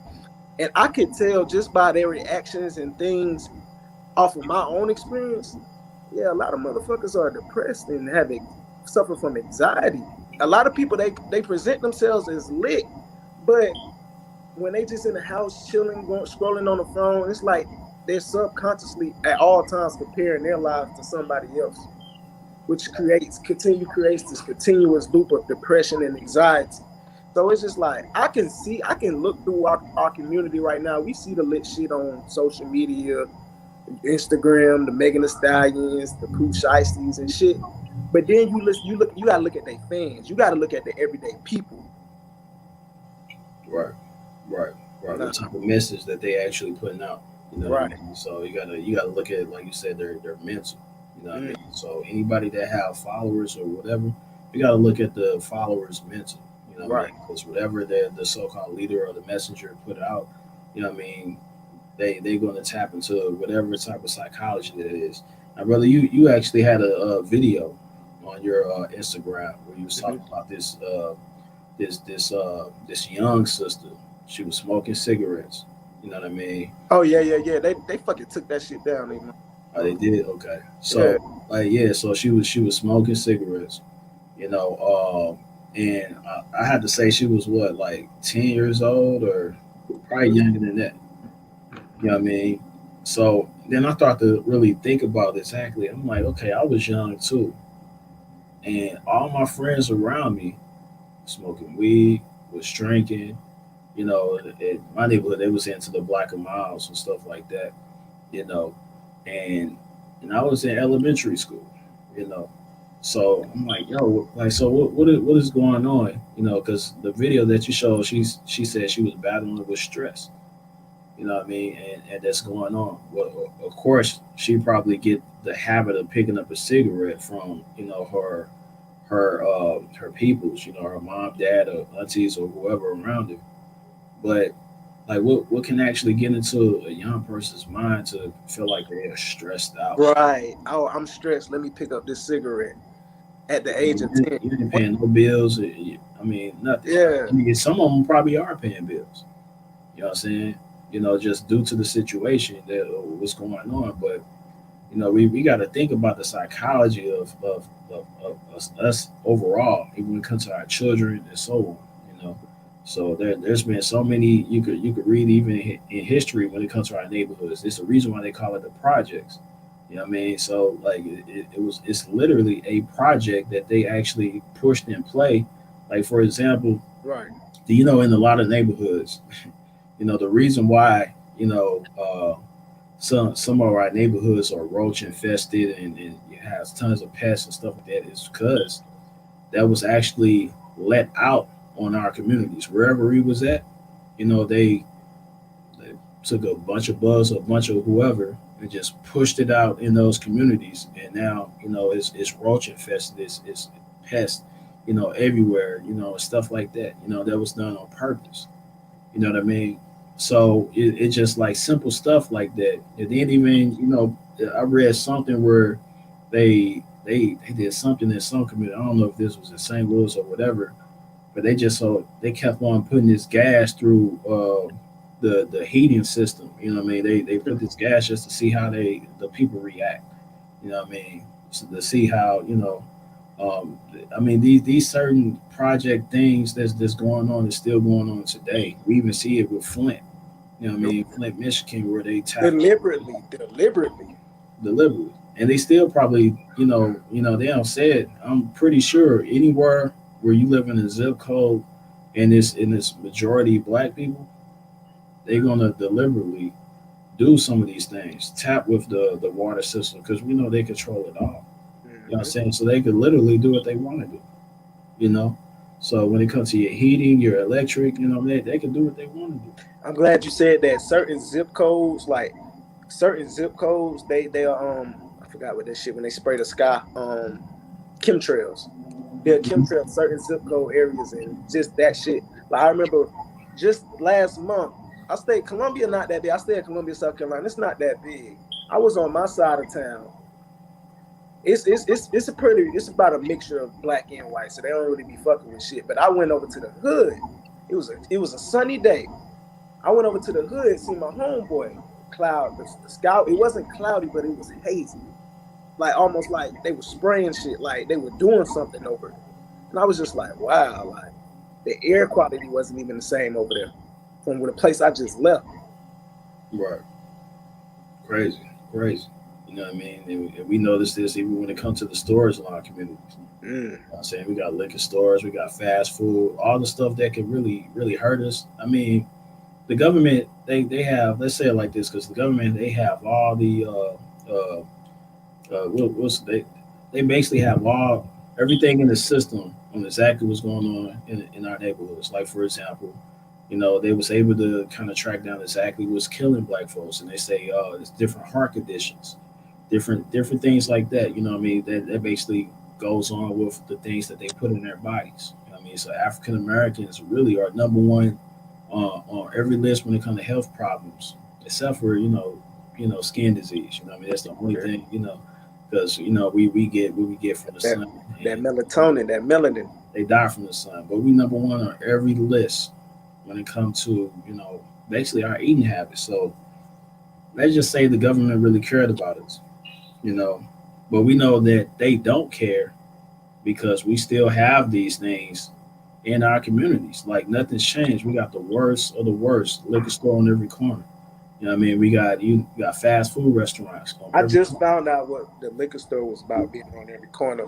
It's a form of escapism. They know they put us in whatever condition that we're in, and they know we're going to be tired, depressed, whatever, going through what we're going through, and they know we're going to be looking for an escape. Why not put a liquor store right there? Why not get them drunk? That's going to further deteriorate their health and their liver and stuff like that. And a lot of these businesses are government funded. Because most of them, if not all of them, is owned by someone that don't even look like us. A Muslim not even supposed to sell liquor. That's how you know it's government funded. Right. And some of these businesses, you'll rarely see people walk up in there, but they've been up for like years and years. You'll see a black owned whatever. They only survive for about 5 years at the most. Yeah. You can see another business for 20 years. Like, man, I don't even see people even walk in and out of this business, but it's been up damn near all my life. You know what I'm saying? So, we know that it's government funded for people that's outside of the people that actually live in that community. You know what I mean? And it's been controlled. The things that we eat, the things that we put in our body, like I said, if they really care, because they know the statistics on what's going on, if they really care, then they could be able to change exactly what type of food that goes into our community. Right. You know what I mean? They could change all of that, but we know they don't care. But this is the reason why we should have our own tribes in our community and to be able to push it in a way where we can actually get back control in our community. At some point in the 90s, we did have a lot of control in our communities. Yeah. They don't like that. You know what I'm saying? But with that said, these brothers was actually conscious of what was going on. Like even with Huey P. Newton, he said, like, look, I'm sick of this police brutality. We got to do something for ourselves. So I'm gonna create a group called the New Black Panther, not the New Black Panther, but the Black Panther Party for Self-Defense. Because and I want to make it, put it in a political scope so we can be able to control our own narrative. Right. You're saying in our communities, because we know what they doing to us. We're not going to allow it. We need to get back to that.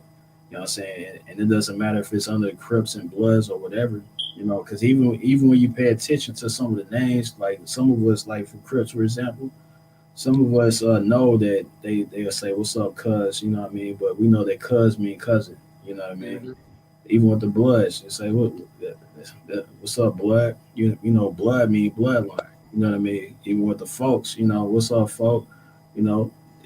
Talking about your family, your folks. You know what I'm saying? So it's all like a family structure, even if it's not bloodline type of thing. Anytime you're with a tribe, you're with family. You know what I mean? So that's how it's looked at. I'm glad you said that. And we about to go back. I'm about to rewind to what you said at the beginning of the show. How a lot of brothers, they join these gangs to relate. A lot of these brothers a lot of people don't even know that these tribes, the soul tribes, it's a reason why you wanted to get down. It's a reason it was probably a lot of negative shit, but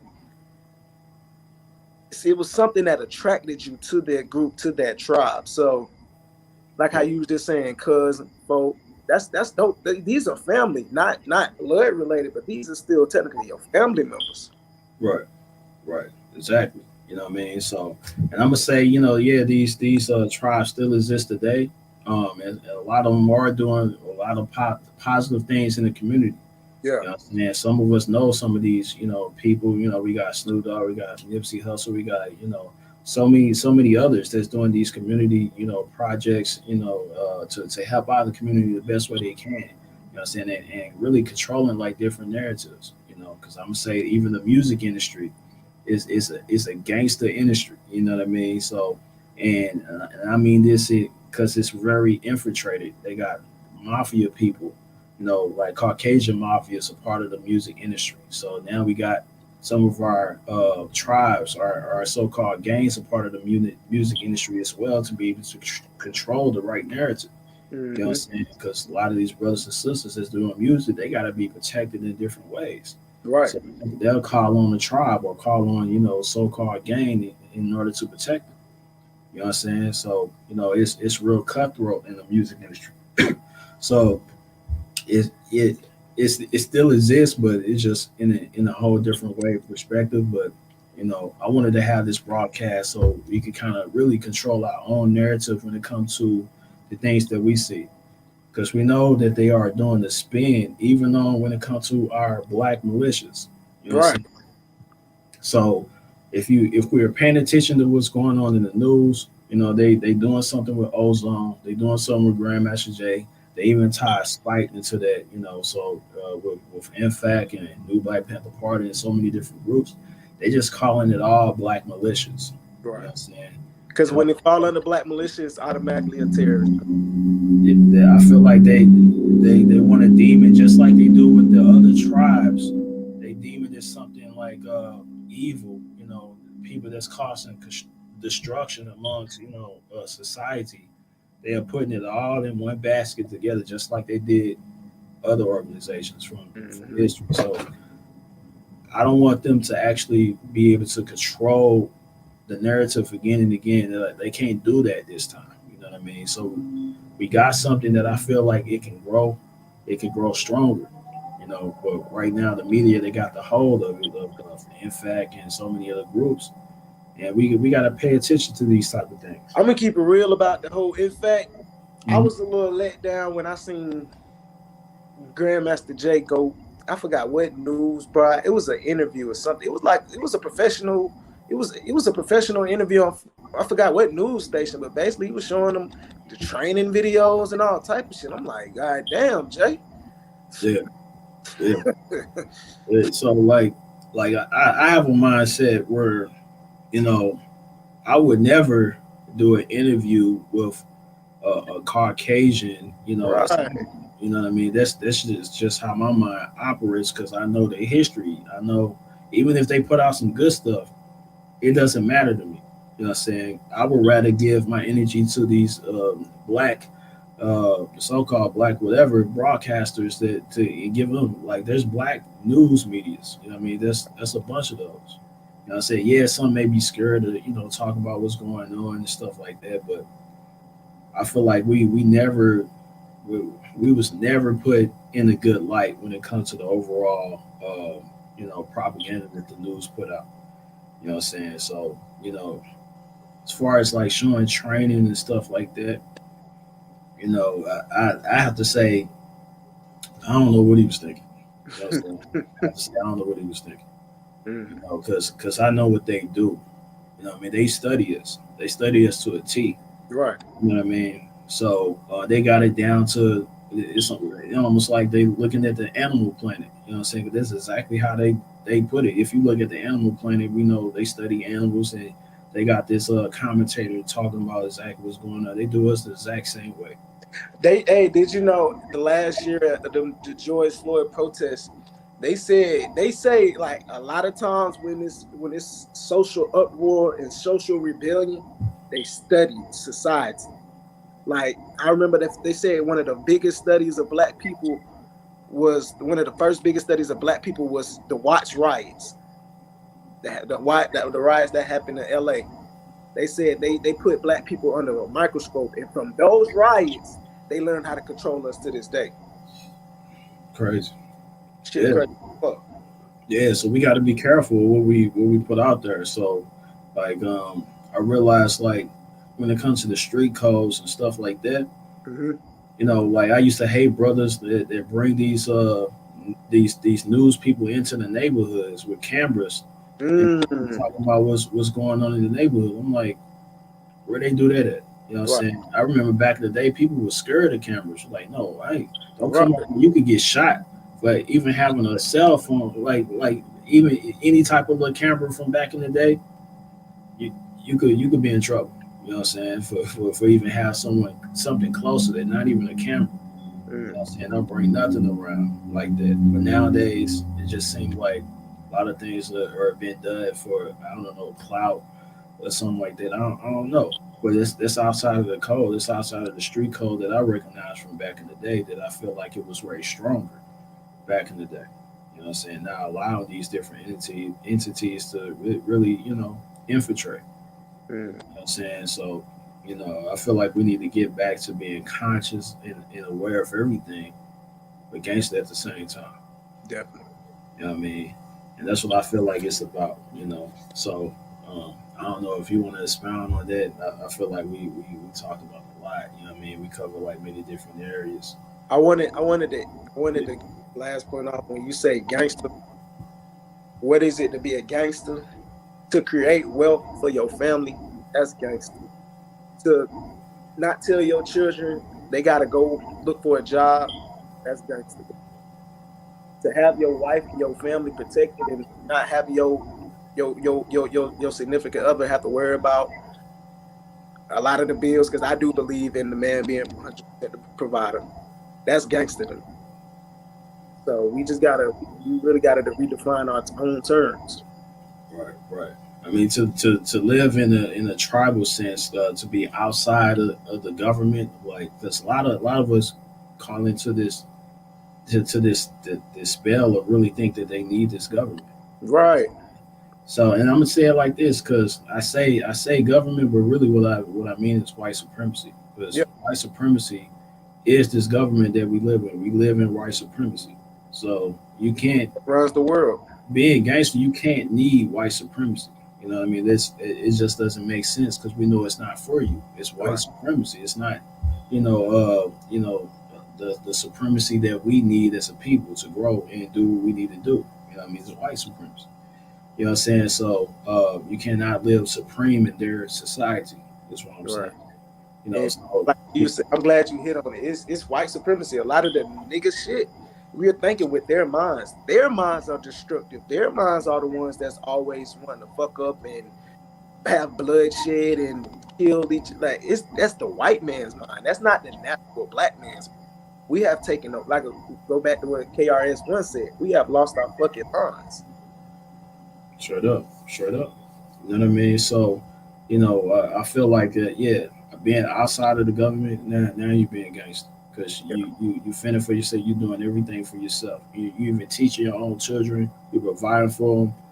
Everything. You know what I'm saying? So now you're being like real gangster. Some of us are moving in that direction, and that's dope. You know what I mean? So continue to do that. Like I said, we need to have our own conscious tribes, our own conscious gangsters. You know what I mean? So, we need to protect our own. You know what I'm saying? So, brother, I don't mean to put you on the spot. You know what I mean? I definitely want to ask you this. Mm-hmm. No, and like what type of things that you're doing for your people and community and things like that. Right now, I'm still in my building phase. Like I said, I just became I ain't gonna cap it to you. I just became conscious and woke and just really got out of that negative mind probably about 2.5 years ago. So I'm still in the process. But for right now, I'm just giving out knowledge on Instagram, building my brand.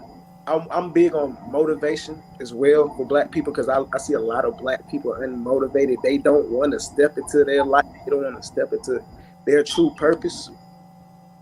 And that's what I see a lot of black people struggling right now. So I'm helping the people as I help myself as well. Yeah.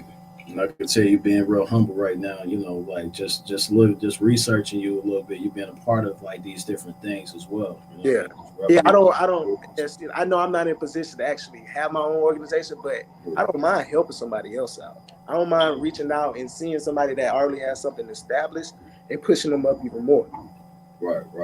So, you know, I'm gonna say to the people that like he's been a part of like a lot of these different things. Like I say, he's being real humble right now. Like I can tell, like he don't like to brag about some of the things that he does. You know what I mean for the community and different people. But he's also operating a black business as well. You know what I mean? He got his own thing going on now. I don't know if you want to show, you know, so you know your website, some of the things that you have on your website. I know you got one thing on you right now, one product right now. My Soldier Flag. I created this product called Soldier Flag because I used to watch. I'm a big fan of David Banner. That's one of my revolutionary teachers that I would say woke me up. And he always says, our gangs are our soldiers. Our gangs, those are the ones that's gonna protect our community. So I thought about, damn, gangs. That shit is for real. But how can we create something and how can we do something that's gonna persuade and open up gang member mind to want to learn this higher knowledge, to want to tap into who they truly are? What's the number one thing that gangs identify right now? It's bandanas. So what I did was created this soldier flag based off the Marcus Garvey original RBG flag. It's a little ring. Yeah. And I call it a flag because I intentionally wanted it to be a flag. I don't call it a bandana because a bandana, it don't really got no power behind a bandana. A flag, it represents something. A flag, it stands for something. And the flag, it means something powerful. Right. You can't even have a tribe or you can't even have an organization if you don't got a flag. Right. You know what I mean, you got to have a flag to represent, you know, what's going on. Right. You know what I mean, so like having a flag is really deep. You know what I mean. Even when it comes to, you know, I'm glad that flag looks how it looks. But you know, even when in the time of war, you know what I mean. If you give up, you know what I'm saying, you wave a white flag, a flag that don't have anything on it. You know what I mean. You give up. You know, so of course, even in the time of war, you got to have a flag to represent exactly who you are. You know what I mean, what your tribe is about and things like that. So a lot of times, even lifting up a flag, it's a spiritual meaning behind it. Right. You know I'm saying, so they even had it back in, you know, the Egyptian, you know, in the time of Kemet. I just found that out, bro. You know what I mean? They had different flags. They even had the red and the blue flag, you know, and all these other flags as well. So, you know, we got to know that these Caucasians, these crackers, they don't make up stuff. They get everything from us. You know what I'm saying? So they know how important the flag is. We should know how important the flag is too. But yeah, he got some really, you got some beautiful flags. So I definitely placed the order. You know what I mean? So I'm waiting on that package. But yeah, you know what I mean. So I definitely encourage people to first off have their own business. You know, black owned. You know what I mean. We need more of our, you know, products, you know, in our face and represented in the right way. You know, but the second thing is to be in a mindset of you know, moving in the right direction when it comes to your mental. You know what I'm saying? So when it comes to RBG or anything, you know, to even have a flag or anything that represent who you are, you know, I feel like that's important. We need to have these different things around us to, you know, represent exactly. So it's just a reminder. There you go. There you go. What we need to do. You know what I'm saying? So yeah. So that's one of your flags. If you go to the website, I think I have your website like a link in the description. I can click on that and kind of see what he's working with different products. His products be selling out. You know what I mean? So you may have to get it while, you know, it's hot or whatnot.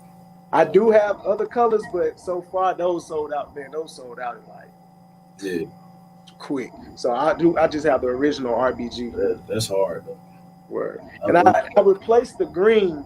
Like I said, David Banner, we really need soldiers in our community. And if the gangsters want to be gangsters so bad, come be gangster for a cause. Come be a soldier for your people. Come over here with that shit. Yeah. We're not telling y'all to put down the guns. We never gonna tell y'all to put down the guns, because at the end of the day, you have to protect yourself and your people. We want you to protect yourself and your people. So please keep the guns. Just stop pointing at each other. But you want to be hard. You want to be you want to be about that shit. Come be about that shit for your people, not against your people. Facts. Facts. So with the green, we created the camouflage soldier print, well, camel print, to represent the soldiers and the fighters that's in our community. Yeah. And it still represents the same thing, really, because green supposed to represent the land, and camouflage should blend in with the land. Definitely. You know what I'm saying? So, you know, that's real. That's hard. You know what I'm saying? So I ordered 2 of those. You know what I mean? I'm like, I gotta get 2 of those joints. You know what I mean? So when I can hang up, when I can just have, if I need to throw it in my pocket or something to you know, represent, you know what I mean, all that. You know what I mean? So yeah, that's hard. You know what I mean? So yeah, I definitely click on that link, support the brother. You know what I'm saying? So you definitely putting out even more information. And I don't know if you want to put out your Instagram as well. Oh yeah, my Instagram is Fresh Prince of SC, like the Fresh Prince of Bel Air, but no Bel Air, just SC, as in South Carolina. Yeah. My Facebook is Fresh Prince of SC, but instead of the O, you'll put a 0. Okay. So yeah, that's what it is. I'm gonna let you know this brother be dropping gems, you know what I mean, on his Instagram and stuff like that. You know what I mean? So that's the reason why I want to communicate with him, you know what I'm saying, and have this conversation, because I knew he had some gems with him. I knew he had a whole different perspective and understanding on where he come from in his background. So he mentioned something about changing the narrative. And that's what I'm really on. That's what I do. You know, it's changing the narrative. They put out something, we gotta change that narrative, because we know they don't know nothing. Charleston White, and I know a lot of people don't fuck with Charleston White, but Charleston White, he said something that resonated with my soul. We got to put out something that's gonna counter those images that they putting out.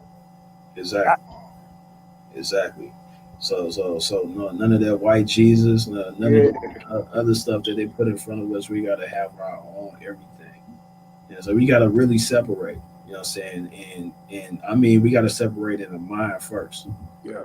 In order to separate physically, we got to separate our minds different from theirs. You know, so when it comes to controlling the narrative, that's what that is. You know what I mean? We separating our minds, like we think like that. I know y'all think like that, and maybe some coons probably think like that too. But we're gonna be over here thinking like this. You know what I'm saying? Controlling our own narrative in the way that we need to see things. Right. Because at the end of the day, if we believe it, then we're gonna see it. You know what I'm saying? So we just got to change the narrative so we can believe something totally different than what they believe, so we can see, you know, what we need to see as a people. You know what I'm saying? So we can be able to move forward and free ourselves from this system. You know what I mean? You just touched on something big. If you can see it, that you can believe it.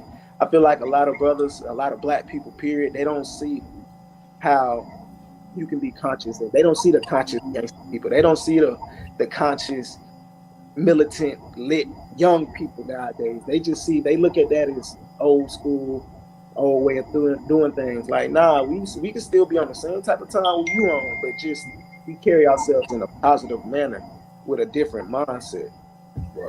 Right. Indeed. Yeah, so I'm gonna say we had a good conversation, brother. You know what I'm saying? You know, like I told the people, this is just gonna be a regular conversation. Whatever come up, we're gonna talk about. This just so happened to be the subject that I was thinking about. He put something out, and I'm like, yo, we gotta chop it up about it. You know what I'm saying? Because we need to do different. You know, as a people, we need to definitely, like I say, change the narrative when it comes to our games. Like looking at some of the comments and stuff like that. You know what I mean? Like we definitely got to change the narrative. So we got to think tribal, have our own tribes, think outside of what's going on with the government. You know what I mean? What they want to push in front of you. But I'm gonna give you the last words. If you wanna say more stuff like that, definitely do that. Yeah, man. Oh, family. Just remain true to who you are, and remain. Don't confide to this world. Don't confide to this matrix. If you know you got a gift, execute on that gift. If you're struggling to find that gift, that's a good thing, because that means at least you're trying to find your gift. A lot of people don't try, but that's a conversation for another day. But yeah, family, just continue being who you are, and win the day. Don't try to win the year. Don't try to win the month.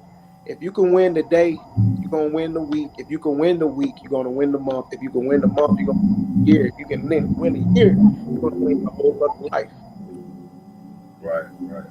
And don't be afraid to, link up with like-minded individuals. You know what I'm saying? Like-minded people. But yeah, like we said, you got to keep an eye on everybody. Right. You know what I'm saying? Because we live in a system where, it's messed up. You know what I mean? And when you say you got to keep an eye on everybody, not necessarily people trying to come harm you, but people will come to your life knowing that you headed in a certain direction just to try to knock you off your pivot, just to try to persuade you to do something else. Right, right. So that's even when it comes to business and anything. You know what I mean? Thanks. They take you outside of like what you want to do for yourself. Then those are people that you gotta kind of stray away from. Not to beef with them, Right. yeah, but just kind of exit them out of your life. You know what I mean? In the right way. You know what I'm saying? So this is all about love. It's about black love, and it's about black building. You know what I'm saying? So we got to build this family structure in the right way, change the narrative, and have the right mind so we can be able to move forward and focus on what we need to focus on as a family, as a tribe of people. You know what I mean? Because we are tribal people. That's in us. You know what I mean? That's in us. We can't break out of that. We can't break out of our natural ways. Just like a dog, a cat, or whatever, they can't break out of their natural ways. You know what I'm saying? There's some natural things about every species on this planet. We just got to get back to who we truly are. You know what I mean? In order to see that. You know what I'm saying? So I'm going to say peace and love to you, brother. You know what I'm saying? Definitely, I appreciate you coming on. Appreciate you for having me on, bro. Yeah, yeah. So, y'all support the brother. You know what I mean? And what he's doing. I'm pretty sure, there's going to be a lot of positive things, a lot of powerful things, that you're going to see from this brother. You know what I'm saying? So y'all watch out and, see what he do, see how he operate and move and stuff like that. You know what I mean? So I already know he's going to be coded in what he's doing as well. You know what I mean? So, peace and love, brother. Salute to you. You know what I mean? And we may have to do another. We definitely gonna. Hey, this definitely not gonna be the first one. Hey, the last one, man. I was just thinking that in the back of my head. We definitely gonna get another one in, man. For sure. And we got to keep these conversations going on. You know what I mean? Changing the narratives. You know what I mean? Peace to God, brother. Shalom, brother. All right. Yep. And that's that. You know what I mean? That's the brother Bobby Black. You know what I'm saying? Like I say, y'all support brother. So and like I say, it's still we still supporting Ozone and what's going on in the community, when it comes to, this narrative that they really want to pay, that they really want to put on us. You know what I'm saying? So if more information come out about Ozone, of the Wallace, and even Spike, I would definitely let you know. You know what I'm saying? But y'all keep on supporting, these brothers, send your letters, send your donations and things like that, but we're gonna get it in as a family overall. You know what I'm saying? So, I look at y'all as a tribe of the Peace God tribe, or also the great, TV tribe. You know what I mean? So we just have to, look at ourselves as a positive individuals. This platform is not. It's only to educate. It's not for any type of hate amongst anybody. I know I could feel some type of way about certain people. They even talk about me and stuff like that. But I look at everything as all love. Even if you talk bad about me, it's all love, because you didn't have to think about me. You know what I'm saying? You didn't have to do that. You know what I mean? But it's all love. But this broadcast is all about getting back to being a person in their right mind, being conscious, but being gangster at the same time. We cannot be soft out here. You know what I mean? We can't be too religious where we don't even want to put in real work when it comes to our people. You know what I mean? Some of us get so religious that we just say, hey, God, the Most High is going to take care of it. But do you know the Most High uses you to carry out different actions? You know what I'm saying? So the Most High needs you like you need Most High. You know what I'm saying? So it's almost like, what are you here for? And you putting all your energy on the Most High. Like, what are you here for? You know what I'm saying? So you got to be used as the vessel as well. You know, so and I'm gonna end it on that. And like I say, peace to the gods. Until next time, you know what I mean? And it's all love, you know.